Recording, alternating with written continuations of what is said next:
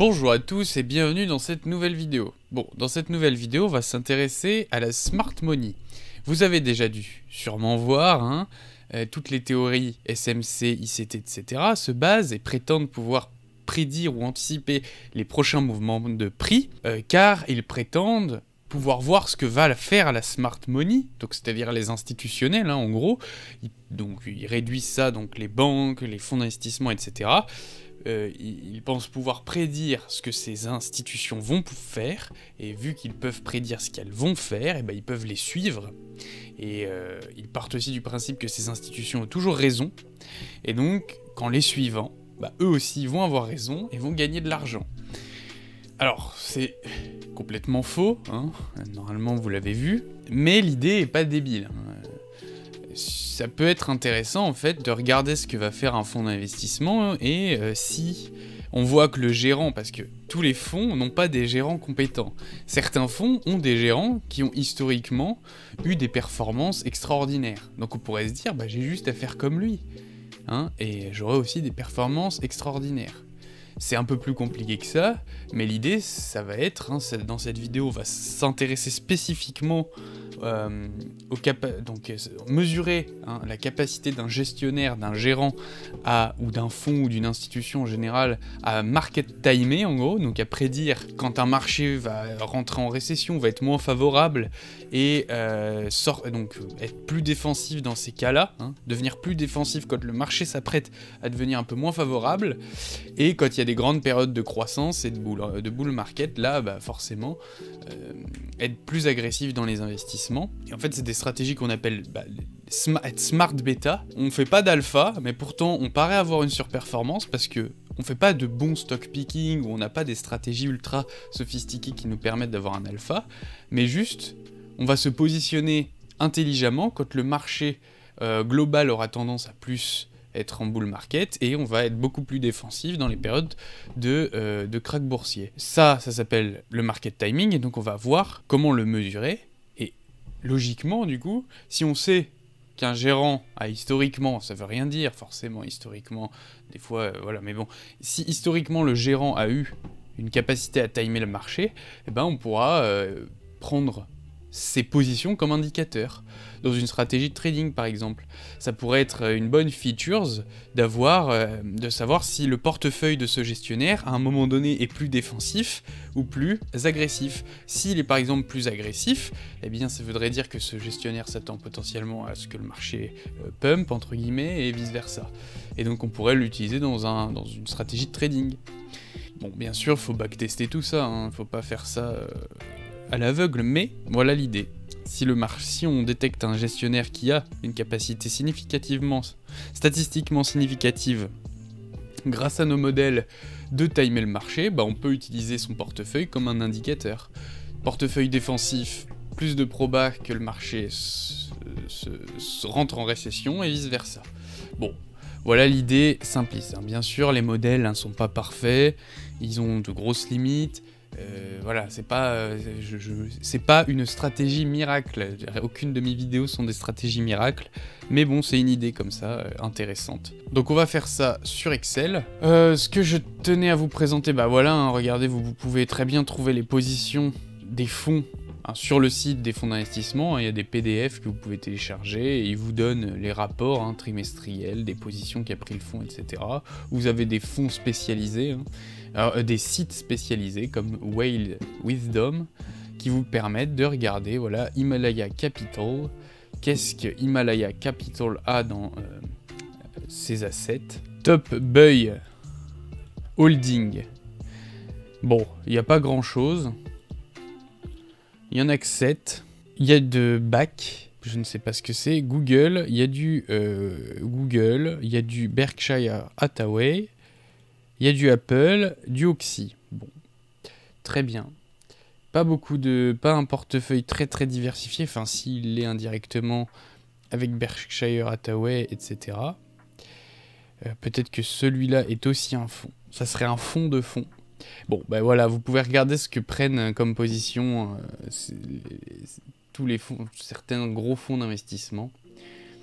Voilà, vous pouvez regarder Berkshire Hathaway, top buy, top sell. Donc on voit qu'il a acheté ces actions-là et vendu du Apple, vendu du Snowflake, vendu du Capital One Financial, etc., etc. Voilà.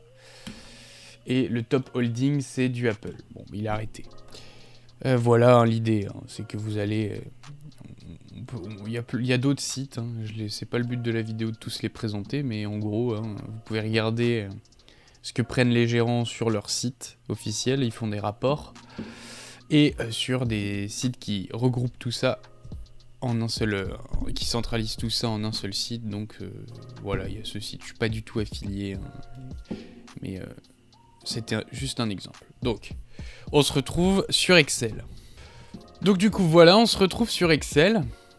Alors, voilà les 3 modèles. Bon, déjà, vous voyez, dans la forme, ça ressemble beaucoup au CAPM, au modèle du CAPM. Sauf que, en plus, on rajoute un coefficient. Donc, premier modèle, Trainer et Mazui. On rajoute un terme ici, gamma fois la prime de risque au carré, et qui va nous indiquer si le gestionnaire a un avantage pour timer le marché, c'est le gamma ici. Si le gamma est positif, ça veut dire que oui, en effet, il a un... Bon, s'il est positif et statistiquement significatif, bien sûr, ça va nous dire que l'investisseur a plus tendance à bien timer le marché, et vice-versa, si le gamma est négatif, il est nul, et s'il est à 0, neutre. Comment ça fonctionne? En fait, on élève la prime de risque au carré. L'idée, c'est quoi? C'est que si le coefficient est positif, l'investisseur aura plus tendance à gagner quand le marché aura des grandes variations à la hausse et moins perdre en fait quand il y a des grandes variations à la baisse. Voilà. Ça c'est si le coefficient est positif. Si le coefficient est négatif, c'est l'inverse. L'investisseur aura plus tendance à perdre quand il y aura des grandes variations de marché à la baisse et vice versa, il aura plus tendance à gagner. Il aura moins tendance à gagner quand il y a des grandes variations de marché à la hausse. Donc ça c'est l'idée. Hein, d'élever la prime de risque au carré en plus du bêta classique hein, du MEDAF, c'est que, donc là c'est la sensibilité qu'on a avec le marché, là c'est la pure perf de l'investisseur, l'alpha, ça c'est le bruit, la chance, et le gamma c'est son market timing. Donc est-ce qu'il a des bonnes capacités à timer le marché ou non. Ensuite, même principe pour Ericsson et Merton. Sauf qu'ici, au lieu d'avoir d'élever au carré, on prend juste max de 0 ou la prime de risque, enfin pas la prime de risque, mais moins la prime de risque, ce qui nous donne RF moins RM. Donc si ça c'est positif, c'est-à-dire que en gros le marché a fait une baisse, on le prend en compte, et sinon on le prend pas en compte. Ce qui va, en gros, donc si notre gamma ici est positif, ça veut dire que les rendements de notre portefeuille sont gagnants en fait, auront plus tendance à gagner quand le marché, par rapport au marché, quand le marché lui baisse, en gros. Ce qui fait que, encore une fois, si nous on gagne un peu plus quand le marché lui baisse, vulgairement parlant, bah forcément, l'investisseur, lui, aura un bon market timing. Donc même interprétation ici du gamma. S'il est positif, on a un market timing positif. L'investisseur est bon pour timer le marché. S'il est négatif, il est mauvais pour timer le marché. Dernier modèle. Ici, on prend en compte la prime de risque. Donc on a un bêta positif qui, lui, pondère que les rendements s'ils sont positifs, sinon 0. Enfin, la prime de risque, oui, voilà, la prime de risque si les rendements sont positifs, sinon 0. Et le bêta négatif, qui lui prend en compte, pondère la prime de risque si les rendements sont négatifs, sinon 0. Et la différence entre les deux, donc le bêta spread, bêta plus moins bêta moins, si la différence est positive, ça veut dire que notre investisseur est plus exposé à un logique. Si le bêta plus, ça veut dire est plus grand que le bêta moins, ça veut dire que notre investisseur s'expose plus au rendement du marché quand le marché monte. Donc ça c'est le plus intuitif à comprendre. Hein. Quand le bêta plus est plus grand que le bêta moins, l'investisseur s'expose plus au rendement du marché que quand il monte que quand il baisse, et vice-versa, si le bêta- est plus élevé que le bêta+, c'est-à-dire que notre investisseur a des mauvaises capacités de timer le marché, hein, et va s'exposer plus au marché quand il baisse que quand il monte. Donc voilà les 3 modèles pour mesurer la capacité d'un fonds, d'un fonds d'investissement, d'un gestionnaire à timer le marché. Donc j'ai sélectionné 6 fonds plus le MSCI World comme benchmark, hein, pour notre RM ici. Donc voilà, hein, vous avez ARK Invest de Cathie Wood, PIMCO Active Bond pour des obligations, Blackstone Group qui fait du private equity, du capital risque, de l'immobilier. On a Wisdom Tree US Dividend Growth qui se concentre sur des entreprises américaines à croissance de dividendes. On a Gladstone Investment Corporation qui fait du private equity et du capital risque, et le dernier fait de l'immobilier américain. Donc j'ai pris des trucs au hasard bien diversifiés, qui avaient un peu d'historique, mais c'est vrai que bon, c'est pas énorme, hein, ça serait pas mal si on pouvait remonter un peu plus loin dans le temps, hein. Ici j'ai pris que jusqu'à depuis 2014, donc c'est pas ouf. Et donc on va voir comment on estime les paramètres de ce modèle, comment on estime les alpha, bêta, gamma, qui, je rappelle, respectivement nous indiquent la performance de l'investisseur pour le alpha, la sensibilité de nos rendements au marché pour le bêta, et la capacité du gestionnaire à timer le marché, donc le gamma. Alors forcément là c'est de manière vulgarisée, si vous voulez plus de détails, je mets le papier sur lequel je base cette vidéo en description, hein, où tout est listé et bien plus rigoureusement défini. Donc, on va commencer par calculer le risque premium. Alors oui, déjà, le taux sans risque, comment je le calcule? Bon, je regarde les obligations à 10 ans américaines, à peu près, je prends le taux en vigueur, et je le journalise. Voilà, donc ça nous donne un taux journalier de 0,0001. 4,4, ce qui nous donne 0,01% environ. Ce qu'on fait pour calculer la prime de risque, on prend nos prix ici. Donc, ah oui, comment j'ai estimé mes prix? Très simple. Python, comment je suis allé chercher ces données? Python, Yahoo Finance, je prends les tickers dans une liste, je fais yahoo.download ma liste de tickers, j'enlève les valeurs manquantes parce qu'ils n'ont pas toutes la même... ils n'ont pas été créés au même moment, donc on n'a pas le même historique. Ensuite, je sélectionne juste la clause et je mets dans un CSV que j'ouvre sur Excel. Et ensuite, j'ai mes fichiers. Ici, j'ai mon fichier. Et donc, j'ai juste à l'ajouter ici. Voilà. Donc voilà comment je récupère les données, hein, c'est très simple avec Python. Sinon, vous pouvez, si vous ne savez pas programmer, bon, ça ne demande pas grand-chose comme ligne de code. Hein. Donc vous pouvez le faire, hein. Au pire, vous utilisez ChatGPT, il y a une ligne de code à peine, il vous le fera. Je pense pas qu'il se trompe là-dessus. Mais sinon, ouais, vous pouvez très bien télécharger directement depuis le site à la main, le CSV, mais c'est plus long. Donc, ce qu'on fait, c'est qu'on calcule les rendements arithmétiques de cette manière-là, et on va soustraire le taux sans risque. Voilà. Donc en fait, ce qu'on fait, c'est juste ça. RP moins RF, RM moins RF. La prime de risque. Le rendement arithmétique moins le taux sans risque. Sur la même période, donc journalier. C'est pour ça que j'ai journalisé là. Donc du coup, bam, je soustrais ce risque free rate, je le lock en faisant F4, j'entrais, hop, je drague jusqu'ici, mince, je drague jusqu'en bas. Donc ensuite, qu'est-ce qu'on a besoin? Pour tous nos modèles, là, on a besoin donc, de la prime de risque du marché au carré.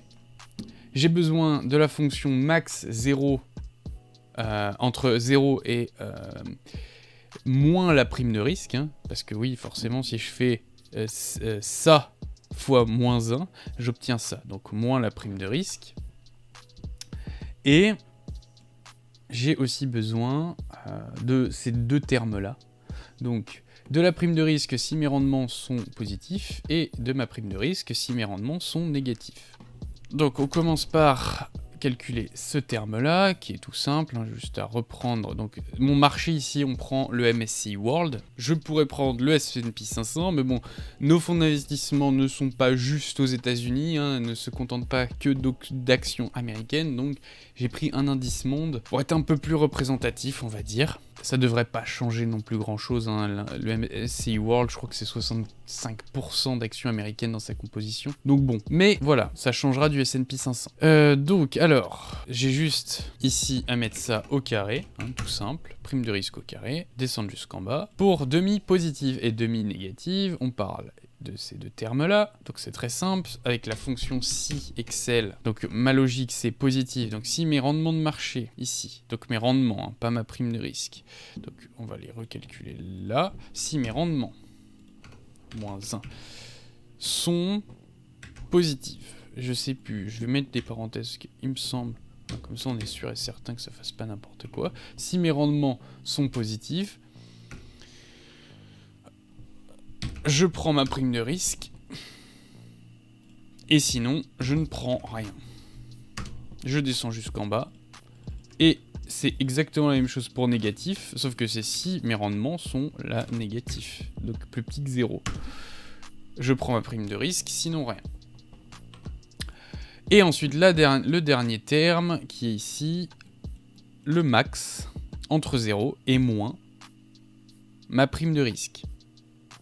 Donc, j'ai juste à faire max entre 0 ou moins ma prime de risque du marché. Voilà, donc si vous voulez, tous les fonds ici sont marqués, hein, je les ai déjà récapitulés. Et bien sûr, le dernier XWD.TO, c'est l'ETF iShare de BlackRock du MSCI World, donc de l'indice monde, qui est censé représenter le marché mondial, en gros. Censé, parce qu'il bon, il est à 65% américain. Mais bon, en même temps, le plus grand... les marchés financiers les plus développés sont aux États-Unis. Donc voilà. Tac. Donc là, normalement, on a tout ce qu'il faut. On va pouvoir commencer à faire nos régressions pour trouver ces coefficients alpha, bêta, gamma, epsilon. Bon, epsilon, on s'en fout, c'est le bruit. C'est un bruit blanc, c'est du hasard, de la chance, le risque diversifiable. Donc du coup, pour ça, en Excel, la régression linéaire, c'est droite rég. Donc on fait droite rég, notre Y, donc la variable que l'on veut régresser, c'est ce côté-là, le côté gauche du égal, RP moins RF. Donc la prime de risque du portefeuille. On va commencer par le portefeuille ARKK, donc le fonds de Cathie Wood. CTRL-SHIFT, flèche du bas, voilà. Ce qu'on fait, c'est qu'on va le verrouiller. Ça va nous servir par la suite. Comme ça, on pourra faire des copier-coller, ça sera plus simple. Et donc, les variables, hein, qu'on va se servir, donc c'est notre prime de risque du marché, et prime de risque au carré, prime du risque du marché au carré. Et ensuite, bah, la constante, mais on l'ajoute après ici, constante. La prime de risque du marché est ici, et celle au carré est juste à côté. Donc, on sélectionne les deux, on fait CTRL-SHIFT, flèche du bas, on verrouille, on fait Shift, CTRL, entrée. Et là, il y a un gros problème. Bah oui, on n'a pas mis la constante, et on n'a pas mis qu'on veut les statistiques. Donc, un pour la constante et un pour les statistiques. Entrée, voilà, là on a tout ce qu'il nous faut. Donc, ici on a l'écart type des coefficients, et en haut on a le coef. Donc, on voit qu'on a un gamma très négatif, et un bêta très positif. Donc le fond est bien agressif, c'est-à-dire que si on regarde, si on calcule les statistiques qu'on va faire après, il a quand même un alpha, mais on va calculer directement les statistiques. Donc, pour calculer la statistique du gamma, il faut faire gamma sur son écart type. Pour le bêta, je vous conseille de regarder à quel point il différencie de 1. Parce que s'il est 1, ça veut dire que l'investisseur a le même risque que celui du marché. S'il est au-dessus de 1, il est plus agressif. S'il est en dessous de 1, il est plus défensif. Donc, pour ce faire, il faut faire bêta moins 1. Et ensuite, on divise par l'écart type du coefficient. Voilà. Ensuite, entrée. Et pour alpha, il faut faire alpha divisé par écart type. Donc, et pour avoir les p-values, c'est-à-dire la probabilité d'observer nos datas sous l'hypothèse nulle, voilà. C'est-à-dire en gros, vulgairement parlant, parce que le problème c'est que si on vulgarise, des fois on fait des bêtises. C'est comme un indice, ça nous donne un indice sur est-ce que nos coefficients ici sont dus au hasard ou non. Si la p-value va être souvent en dessous d'un seuil critique, une très faible probabilité d'observer nos données sous l'hypothèse nulle, disons 1%, 0,1%, là il n'y a quasiment aucune chance d'observer nos données sous l'hypothèse nulle, eh bien on peut rejeter cette hypothèse nulle et accepter l'hypothèse alternative. Dans notre cas, l'hypothèse nulle, c'est il n'y a pas de gamma, gamma 0, bêta égale à 1 et alpha égale 0. Donc, si notre p-value pour gamma par exemple est très proche de 0, ça veut dire que le gamma est bien différent de 0 et ici est bien négatif si on prend un test unilatéral. Bon, pour ça, on va prendre la loi de Student, droite, on prend notre coefficient, on prend les degrés de liberté qui sont ici, on ferme, on fait entrer. Ah oui, alors petit problème. Absolute value, voilà. Tac, entrée, et ensuite je bloque les degrés de liberté en faisant F4 et je drague juste à gauche. Donc on a sauf le donc on a bien un gamma statistiquement significatif, c'est-à-dire une incapacité du manager à timer le marché. Au-delà d'une incapacité même, il ne time pas le marché, peut-être qu'il tombe dans de la FOMO et surexpose son portefeuille avant un crack. Donc, pas ouf. Alpha, pas statistiquement significatif. Bêta, statistiquement significatif. Donc, il est bien. C'est un fonds très agressif et même un peu trop agressif quand ça se passe bien pour lui et il ne voit pas très bien passer les cracks. Bon, c'est comme ça qu'on pourrait interpréter nos résultats ici.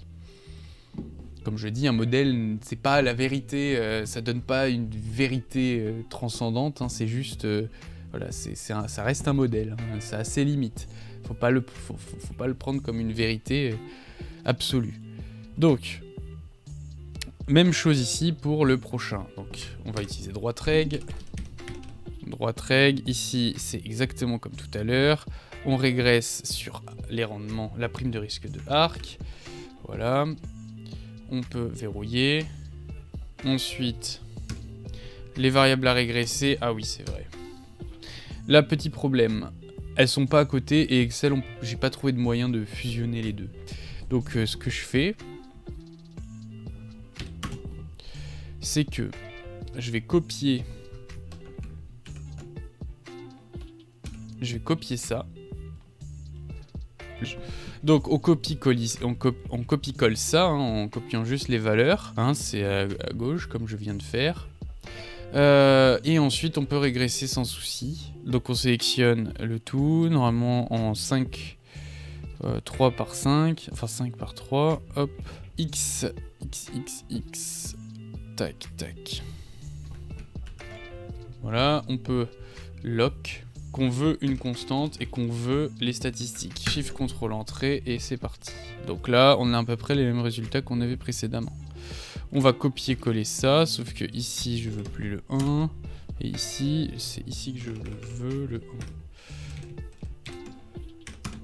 Donc ça nous fait un bêta statistiquement significatif. Ça nous fait un gamma aussi statistiquement significatif, comme tout à l'heure, et négatif. Ça veut dire que ici encore, on nous dit qu'elle est incapable de timer le marché, sauf que, sur ce modèle-là, l'alpha est, lui, aussi positif comme avant, un peu plus élevé, et surtout, il est statistiquement significatif. Donc le fonds surperforme bien les rendements du marché. Voilà comment on interprète ces résultats. On va le faire une dernière fois, maintenant pour le dernier modèle qui nous permet de détecter si en tout cas de mesurer si le gestionnaire arrive à timer le marché ou non. Donc, encore une fois, droite reg, 5 par 3, tac, tac, tac, voilà, droite reg, rendement de arc, je lock. La matrice ici, on le voit, c'est donc nos deux variables indicatrices, là, enfin juste nos deux features demi-positives, demi-négatives, tac tac. Ensuite, je vais bloquer ça aussi, et je vais demander statistiques et constantes. Shift contrôle entrée, et j'ai mes statistiques. J'ai mon bêta moins, mon bêta plus, mon alpha. Donc, ce qui nous est intéressant ici, donc on va pouvoir copier ça tout simplement. Tac, tac, là je peux supprimer. Là je peux me laisser comme ça, et c'est comme ça. Donc, ce qui est intéressant, c'est de voir déjà que notre alpha est lui aussi statistiquement significatif avec ce modèle. Donc ça veut dire que on pense qu'il y a peu de chances que ça soit dû au hasard, hein, cette surperformance du fond. Enfin, selon ce modèle-là. Et le spread ici, qu'on va calculer, qui est bêta plus moins bêta moins. Donc, on voit qui est très proche du gamma ici. Et donc, je vais pas spoiler, hein, mais on va voir que c'est quand même intéressant. C'est que ces deux modèles-là donnent en général des résultats assez proches entre le spread des bêtas et le gamma qu'on a ici. Hein. Donc, l'écart entre nos deux bêtas, bêta plus moins bêta moins, et gamma, on a des résultats assez proches. Donc ici, moins 0,30. Voilà. Donc maintenant, ce qui est intéressant, ça va être de regarder les résultats pour les trois autres. Donc j'ai juste à copier. Hein. Donc on a juste à copier-coller, et on a juste à changer, voilà. Juste à changer la colonne en question. Donc pour Bond, on a un bêta neutre. C'est un fond obligataire. Bon, ça paraît logique. On a un gamma négatif et statistiquement significatif et un pas d'alpha, on n'a aucun alpha. Voilà, donc on va copier encore une fois ici et ici. Donc la procédure, et en fait ce qui est bien avec Excel, c'est que du coup on peut reproduire, hein, c'est assez rapide. Peut-être moins rapide forcément qu'avec du code, mais bon, si on sait pas coder, c'est quand même pas mal, on peut faire pas mal de trucs avec Excel. Donc vous voyez, encore une fois bêta très neutre. Ce qu'il faudrait faire ici, tac, différent de 1, c'est peut-être le mettre différent de 0, non. Il n'est pas statistiquement différent de 0, donc c'est bien neutre.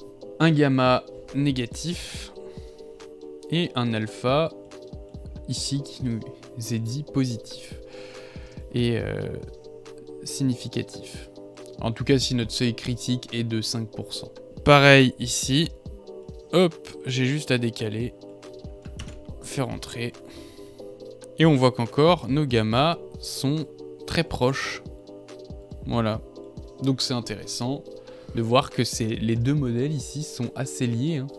C'est-à-dire que l'écart entre bêta plus et bêta moins est souvent égal au gamma du Ericsson et Merton modèle.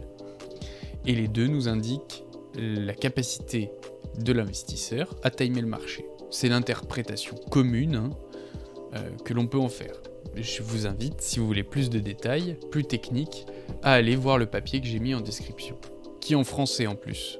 Donc là, c'est pareil, hein, vous avez compris le délire, hein, vous avez juste, une fois qu'on a notre modèle en fait qui est déjà prédéfini, on a juste à glisser, à calculer pour chaque fond. Hein. Donc c'est juste pareil, hein, Shift Contrôle Entrée, ça change les résultats.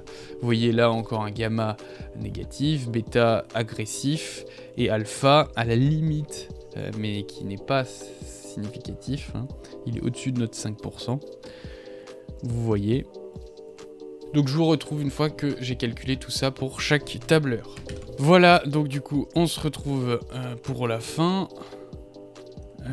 Donc vous voyez, j'ai calculé pour chaque fonds d'invest.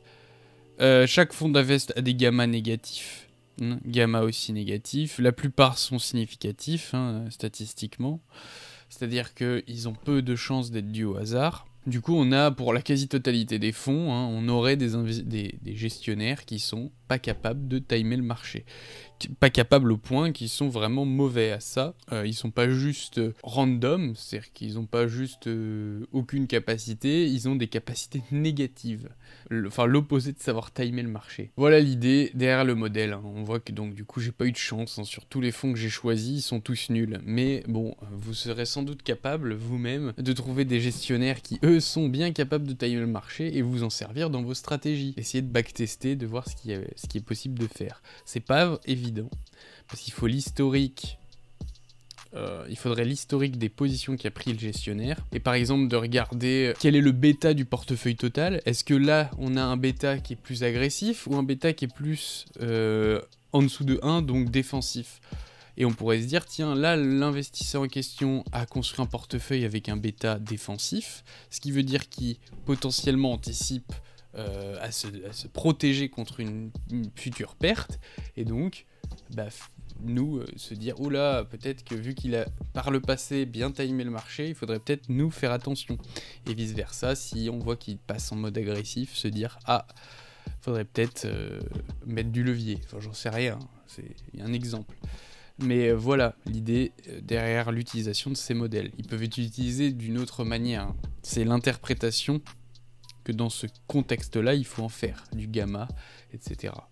Mais mathématiquement, c'est juste une régression polynomiale, hein, où on rajoute un degré, surtout pour celui-là. Hein. Pas pour les autres, mais pour celui-là, c'est juste ça. On rajoute le carré de la prime de risque du marché. Et donc, je vous mets un petit graphique. Hein, au lieu d'avoir la belle droite du MEDAF, du CAPEM, là, eh bien, on a une parabole, hein, une croissance quadratique, donc parce qu'à cause du carré ici.